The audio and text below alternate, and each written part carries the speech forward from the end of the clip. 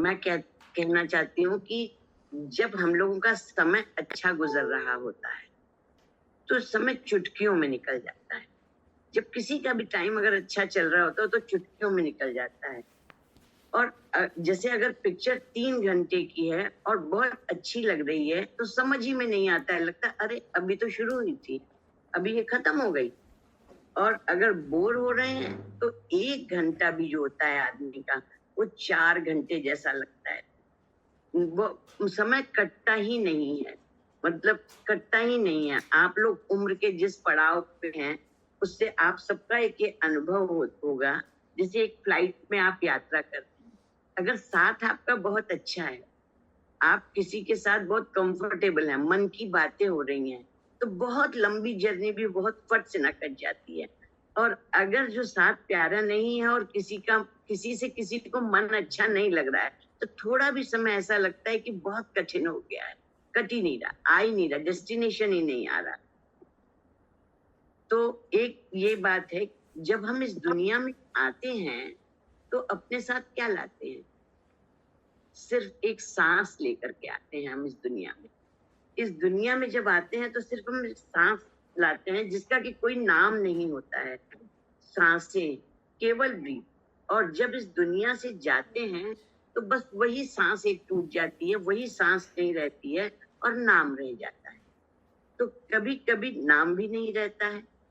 सांसें लेकर आते हैं बिना नाम के और नाम छोड़ करके जाते हैं बिना सांसों के। और सांसों के और नाम के बीच का जो ये जर्नी है जो हम लोग ये करते हैं, इसी को जीवन कहते हैं।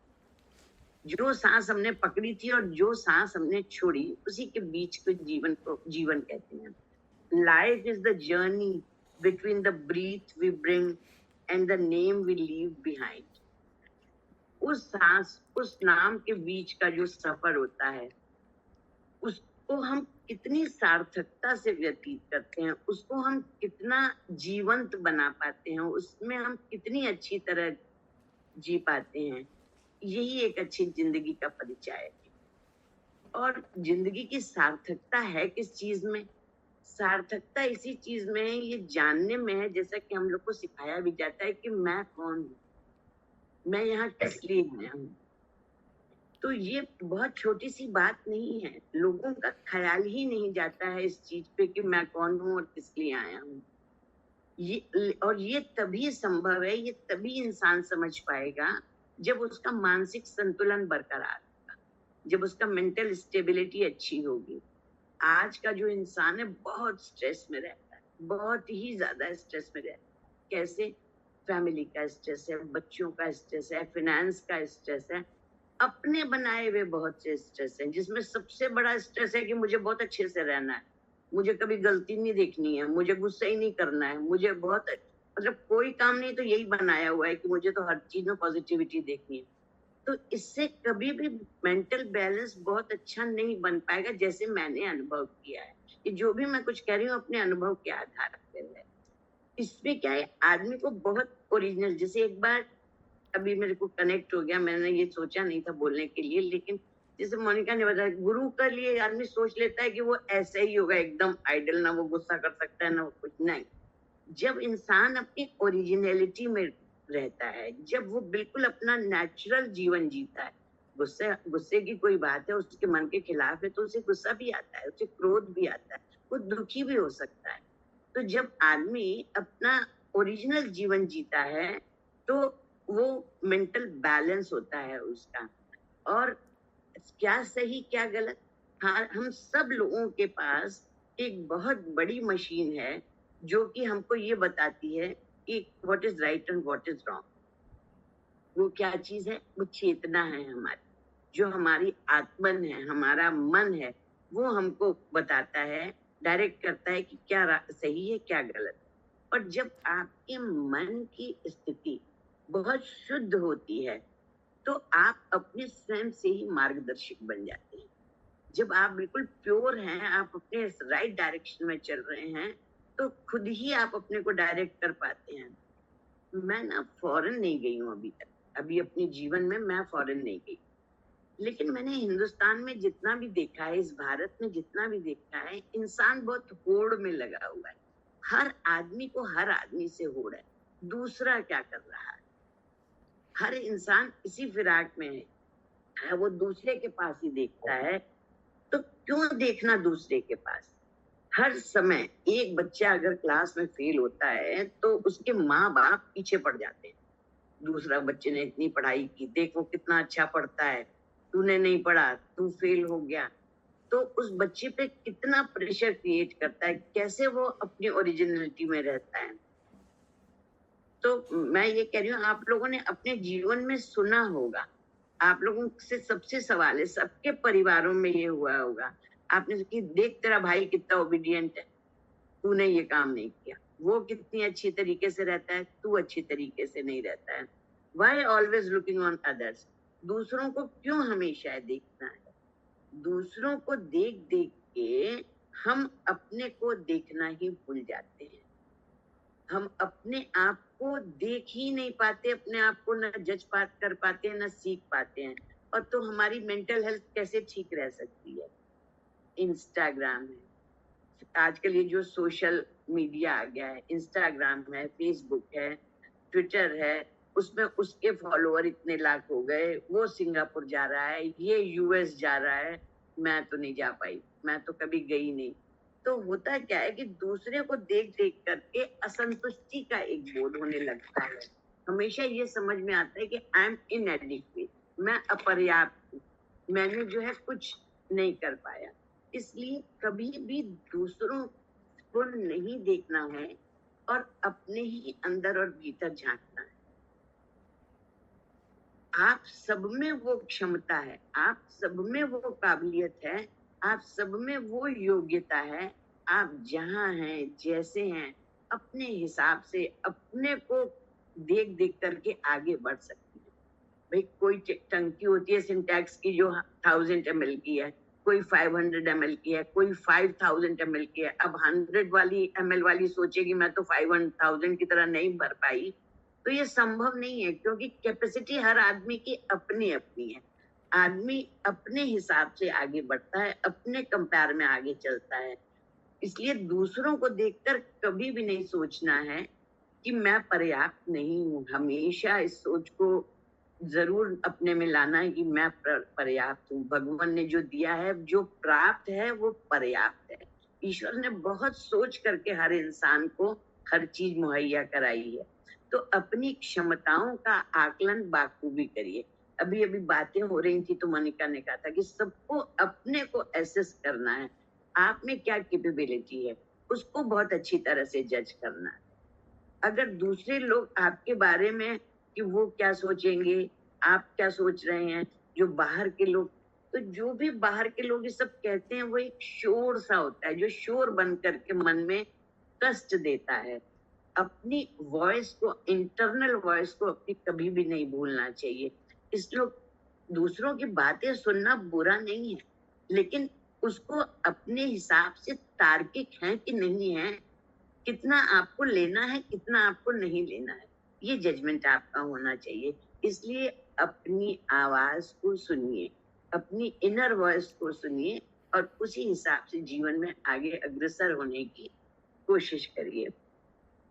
एकाग्रता से कमिटमेंट को पूरा करना पड़ेगा, अपने उद्देश्य को इस जीवन में निर्धारित करना पड़ेगा, जिसके लिए कि एक कंसंट्रेशन और कमिटमेंट बहुत जरूरी है। सबसे पहले तो आपकी जिंदगी का क्या उद्देश्य है, ये देखना बहुत ही, जो बताया था अभी, प्रायोरिटी डिसाइड करना बहुत जरूरी है। और अपने को कृत संकल्प करना पड़ेगा हर, और उससे उसको पूरा करने के लिए हर परिस्थिति के लिए तैयार भी रहना पड़ेगा।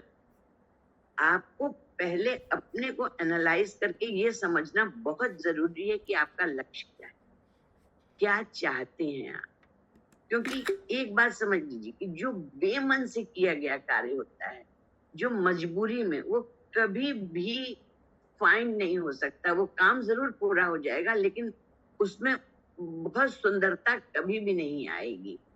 जैसे अर्जुन का आप एग्जाम्पल लीजिए, अर्जुन को मछली की आंख ही दिखाई दे रही थी, इसीलिए तो वो वेद पाए उसको। बाकियों को मछली दिख रही थी, किसी को कुछ और दिख रहा था। क्या था? कंसंट्रेशन की कमी थी, एकाग्रता की कमी थी। और यही कारण था कि द्रोणाचार्य जो थे वो अपने पुत्र से भी ज्यादा अर्जुन को प्यार करते थे। कारण क्या था? उसमें उनका कमिटमेंट था, उनका पूरी डिपेंडेंट वो था, होलनेस थी कि मुझे उस कर्म को करना है। नॉर्मल लाइफ में भी हम लोग देखो हमेशा मन में आ जाता है, ये सोचने लगते हैं कि हमारे जो टीचर हैं वो दूसरे बच्चे को ज्यादा प्यार करते हैं, उनको ज्यादा ध्यान देते हैं। ऐसा लगता है ना, जरा जरा सी बातों पे हम लोगों का मन, और मेरा तो स्पेशली बहुत डेविएट होता है जल्दी। लेकिन नहीं, गुरु अपने सब शिष्यों को समान प्यार करता है। फर्क किस चीज का है? फर्क है उस बच्चे को अधिक मान लीजिए, मेरे गुरु उनको अधिक प्यार करते हैं, वहां गुरु की निगाहों का भेदभाव नहीं है, बस एकाग्रता की बात है। इस दुनिया में जिसमें हम लोग जी रहे हैं, इस ब्रह्मांड में दो ही परंपराएं चलती हैं, एक गुरु परंपरा, एक पिता। एक पिता जो होता है वो अपने बच्चे को अपने से आगे बढ़ता देख के बहुत खुश होता है। खुश नहीं मतलब उसकी खुशी का कोई अंत नहीं होता अगर उसका बेटा उसको पार कर जाता है। और दूसरा गुरु, अगर उसका शिष्य उसको क्रॉस करे कहीं तो उसको बहुत खुशी होती है, बहुत ही खुशी होती है। असफलताएं जो होती हैं, जो असफलता होती है, वो केवल ये सिद्ध करती है कि आपके प्रयास में कोई ना कोई कमी रह गई है। अगर आप कहीं पर भी फेलियर हो रहा है गुरु के सिखाने के बावजूद भी, तो उसका मतलब है कि आपके प्रयास में, एफर्ट्स में जिसको कहना चाहिए, उसमें कहीं ना कहीं कोई कमी रह गई है। असफलता से कभी भी निराश नहीं होना चाहिए। ईश्वर जो होता है, जो ऊपर बैठा है, आप उसको ईश्वर कह सकते हैं, सुपरनेचुरल पावर कह सकते हैं, कुछ भी कह सकते हैं, जिसने भी इस दुनिया का जिम्मा ले रखा है, उसने हर इंसान के लिए कुछ ना कुछ निर्धारित कर रखा है। और जब असफलता होती है तो निश्चय ही उसके बाद आपको, ये तो रोटेशन, परिवर्तन साइकिल है, कुछ ना कुछ बहुत बेहतरीन मिलने वाला होता है। इसी बारे में आपको मैं एक चीज बताती हूँ। अब अब्दुल कलाम का नाम सबने सुना होगा, राष्ट्रपति थे भारत के, सुना होगा। एक क्षण उनके जीवन में ऐसा आया था कि वो सुसाइड करने जा रहे थे। कैसे जा रहे थे? वो एनडीए में सेलेक्ट हो गए, एनडीए में सेलेक्ट हो गए, उनके पास पैसा नहीं था। देहरादून से उनको रामेश्वरम जाने के लिए बिल्कुल पैसे नहीं थे। तो एक उनकी विवाहित बहन थी, उन्होंने अपने गहने बेच दिए।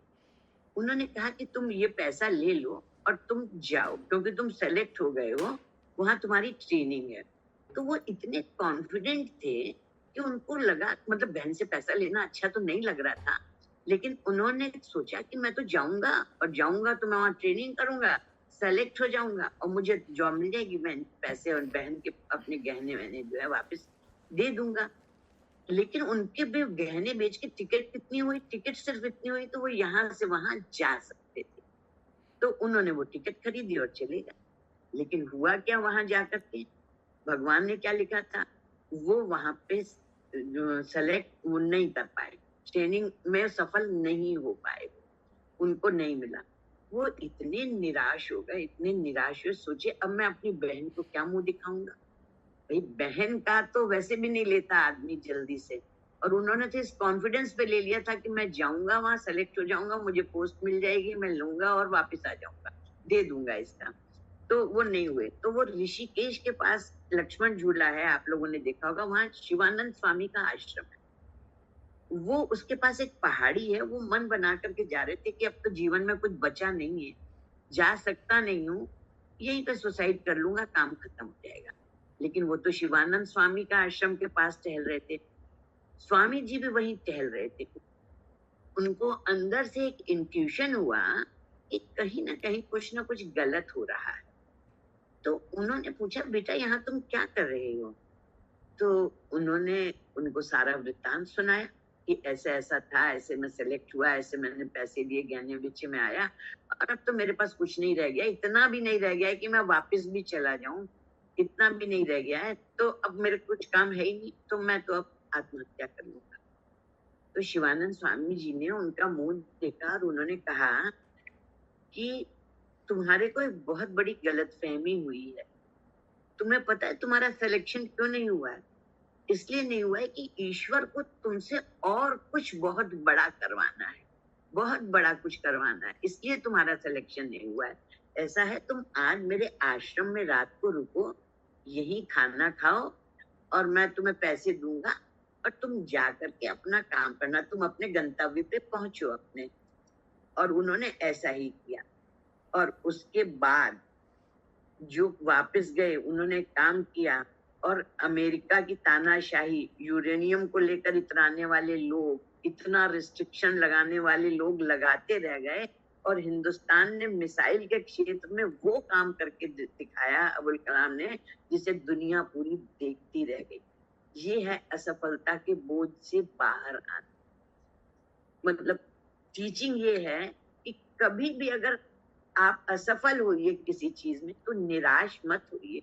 निश्चित रूप से भगवान ने आपके लिए बहुत बड़ा कुछ सोच के रखा है। मे बी पॉसिबल आप सोच रहे हैं आपके लिए वो ठीक है, जरूरी नहीं कि उसमें कुछ वो है, वो बहुत बड़ी कुछ चीज भगवान ने आपके लिए सोच रखी है। तो असफलता का एक अर्थ आप किसी बड़े लक्ष्य को प्राप्त करने जा रहे हैं, पर बात यह है कि असफल होकर ये सोचो कि मुझे लक्ष्य मिल जाएगा, बात ये नहीं है।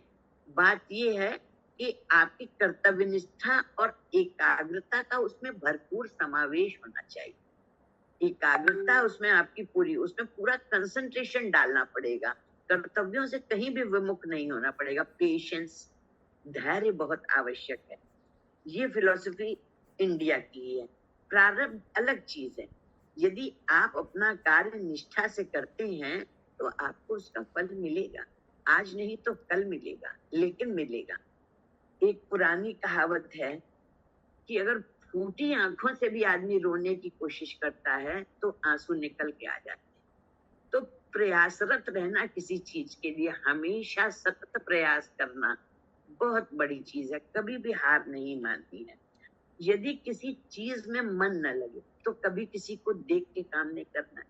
जैसे कोरोना के बाद से ही अभी, या मुझे ऐसा लगता है इधर स्पिरिचुअलिज्म में भी सब लोगों का मन करता है, मेरा भी करता है, सबका ही करता है कि बहुत आगे बढ़े। बट आपका मन, अंतर मन क्या विशुद्ध रूप से ये कह रहा है कि आपको अध्यात्म में आनंद आ रहा है, तभी आप उस यात्रा में आगे बढ़िए।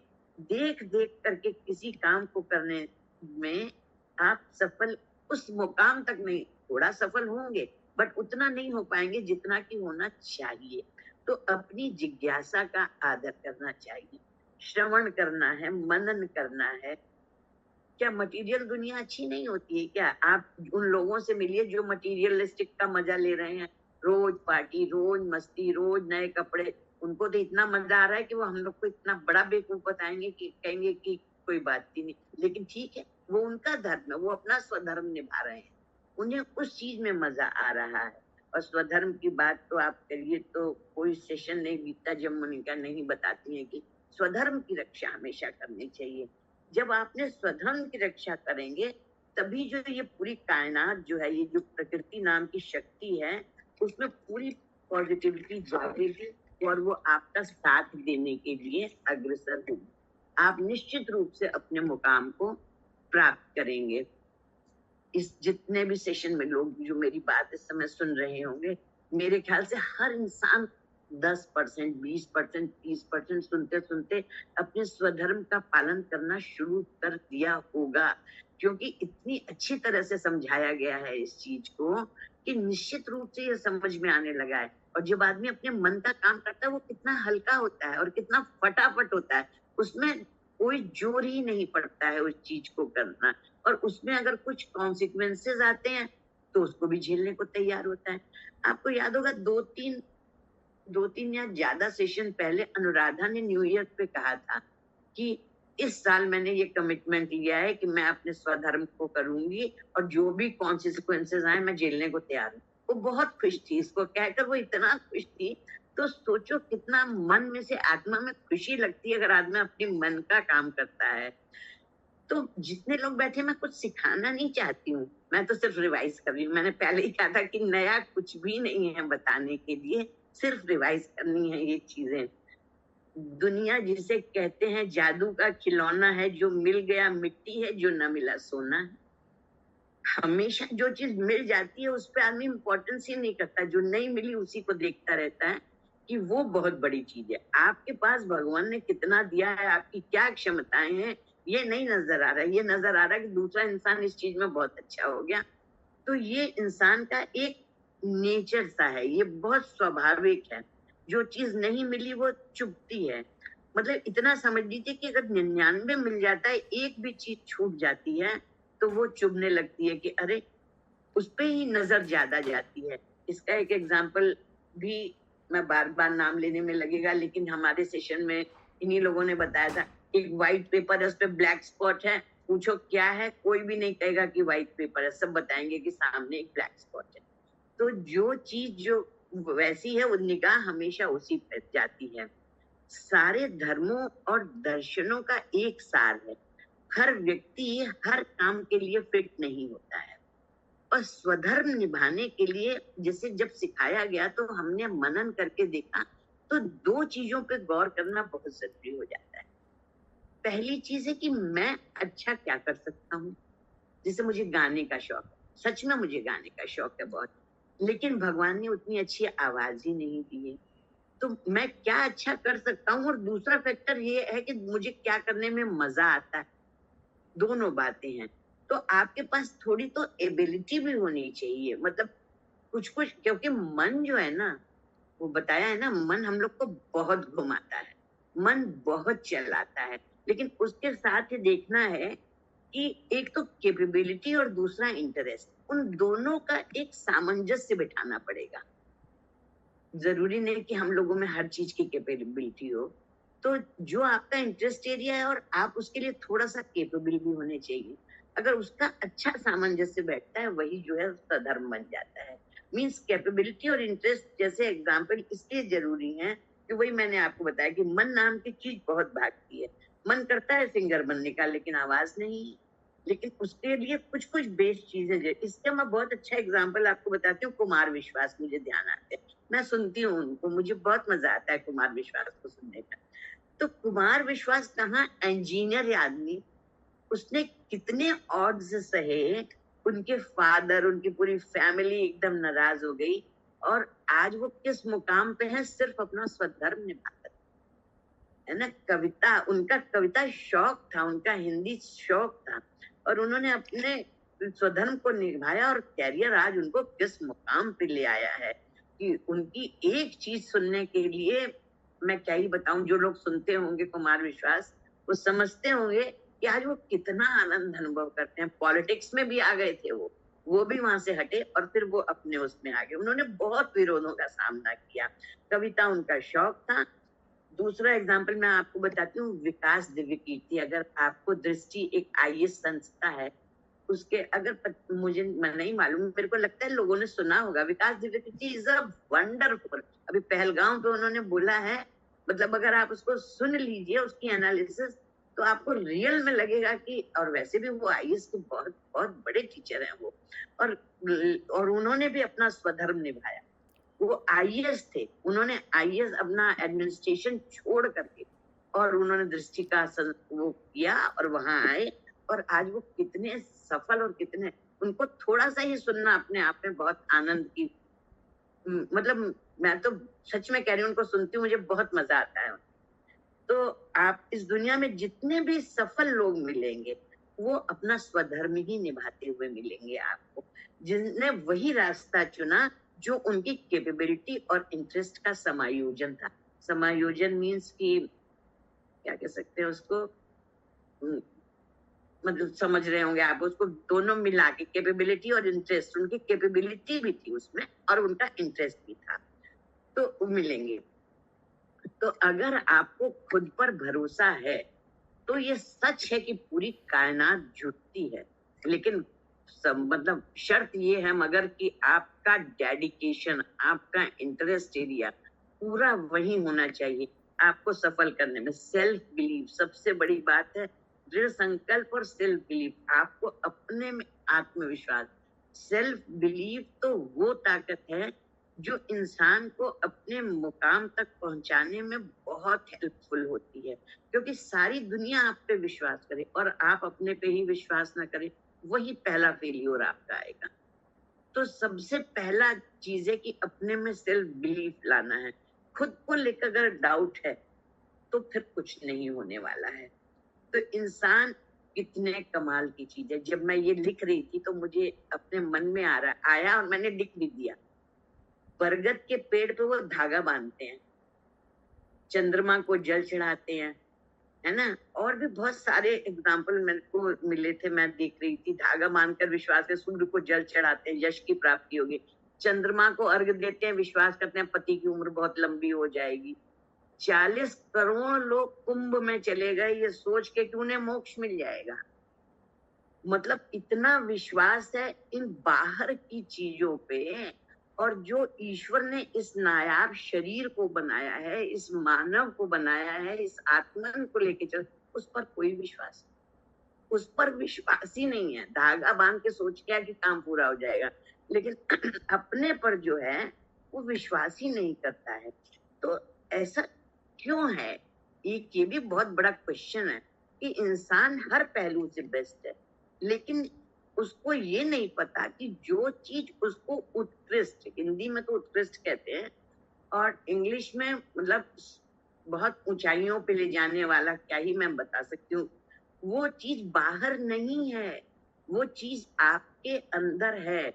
और पहले तो इसका इतना इल्म नहीं था, लेकिन इन 5 सालों में तो बिल्कुल सीख लिया कि जो चीज आपको नायाब बना सकती है, उत्कृष्ट बना सकती है, वो आपके अंदर है।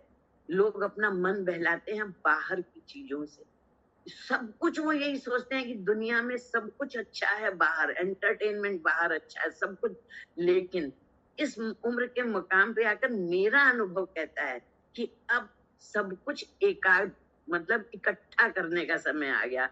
अब फैलाने का समय है ही नहीं। जो चीजें हैं सब कुछ एक एक करके निकालते जाना है, कम करते जाना है, और वही आनंद का परिचायक है।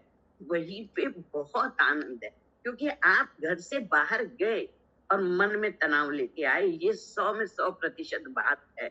अगर कोई बिल्कुल इनसेंसिटिव है, जिसको कोई फर्क ही नहीं पड़ रहा किसी चीज से, किसी ने भी कुछ कह दिया, लेकिन एक संभ्रांत इंसान निश्चित रूप से कुछ ना कुछ बाहर से तनाव ही लेकर के आता है।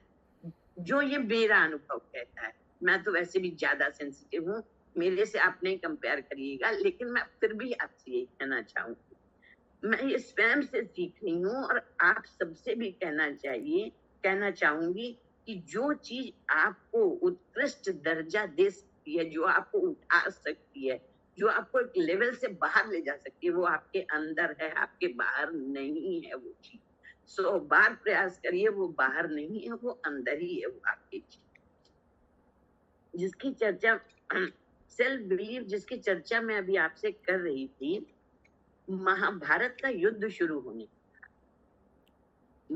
सबको बोरियत तो नहीं लग गई है? नहीं। महाभारत का युद्ध शुरू होने को था।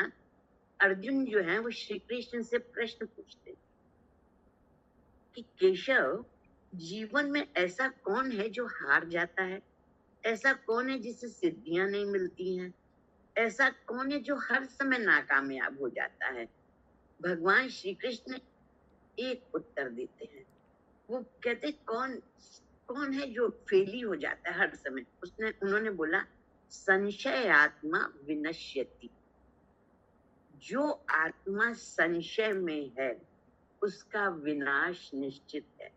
मीन्स डबल माइंडेड, जो निर्णय लेने में असक्षम है, जो डाउट में है, वो इंसान हार जाता है। जो कॉन्फिडेंट है उसको रिसोर्सेस की जरूरत नहीं होती, उसकी जीत निश्चित होती है। हौसले और विश्वास की एक कहानी मैं छोटी सी एक आपको और सुनाऊंगी, और उसके बाद फिर थोड़ा कंक्लूड करना चाहूंगी कि वो है किसकी कहानी? वो है राम जी की कहानी। आप उस इंसान के बारे में एक सेकंड में सोचिए, जिसकी पत्नी को कोई अपहरण करके ले गया। राम जी की पत्नी को, सीता को, रावण अपहरण करके ले गया, और जो किडनैपर है सारे देवता उसके आगे हाथ बांधे खड़े हैं। काल को उसने अपनी कुर्सी से बांध रखा है, रावण ने, है ना, कुर्सी के पाए से बांध रखा है। पर सोचो, क्या राम डाउट में थे कि मैं ला पाऊंगा कि नहीं? सीता जी को उन्होंने कहाँ रखा है, उसने कुछ भी पता नहीं था। एक सेल्फ बिलीव कि वो इतनी बड़ी मिसाल थे कि सीता कहीं भी होगी, मैं उसको ढूंढ के लाऊंगा। और देखिए पूरी प्रकृति भी कैसे जुटी उनको ढूंढने में सहायता करने पे। जंगल जंगल घूम रहे थे लक्ष्मण जी, सीता कहाँ गई होंगी। रास्ते में मन में एक ही विचार आ रहा था, कुछ अच्छा नहीं हुआ, अनचाहा सा हुआ, सीता कहाँ चली गई। रास्ते में देखा एक पक्षी जिसके पर कटे हैं, तड़प रहा है। उन्होंने उस पक्षी को उठाया, अपनी गोद में उसका सिर रखा, जटायु थे, सिर पर अपना रखा और पूछा, ऐसी दशा को कैसे प्राप्त हुए? कहा, रावण बेटी सीता का हरण करके ले गया है। रोकने की बहुत कोशिश की, पर अपनी तलवार, जिसका नाम चंद्रहास था, उससे उन्होंने मुझे लहलुहान कर दिया है। मेरी ये दशा उन्होंने की है। जटायु ने कहा, मेरा अंतिम समय है, क्या मैं आपसे प्रश्न कर सकता हूँ? राम ने कहा, अवश्य। जटायु ने कहा, आपकी गोद में मेरा अंतिम समय आया है, स्वर्ग की प्राप्ति निश्चित है। वहां आपके पिता मिलेंगे, पूछेंगे मेरा राम कैसा है, सीता कैसी है, तुम्हारी और रावण की की क्या दुश्मनी थी, राम की और रावण की कैसे दुश्मनी हुई? तो मैं क्या सब सच बता दूंगा वहां पर कि माँ सीता को रावण हर कर ले गया और उसके बचाने के चक्कर में मेरा ऐसा हो गया?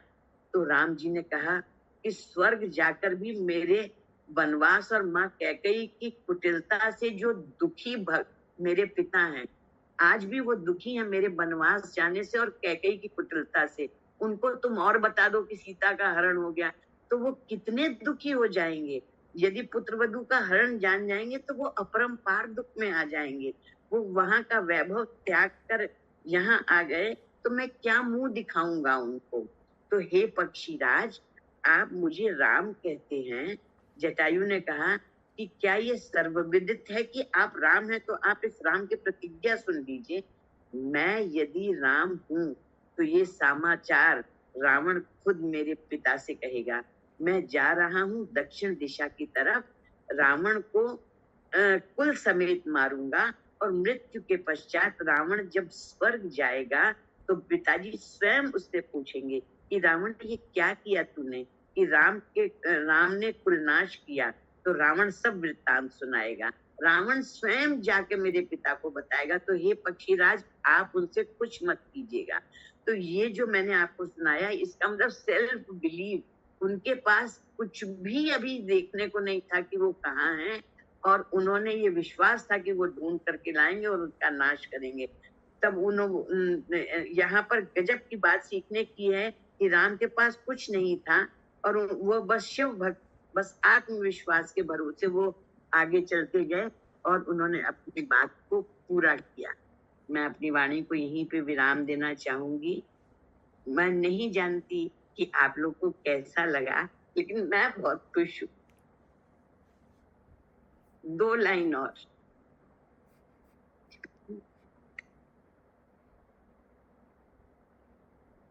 गिरने से डरना नहीं, हर बार उठना सीख। हार जीत का खेल है जीवन, अनुभवों को लिख। हिम्मत है अगर दिल में, पहाड़ भी झुक जाएगा। जो खुद पर रखेंगे भरोसा, समय भी रुक जाएगा।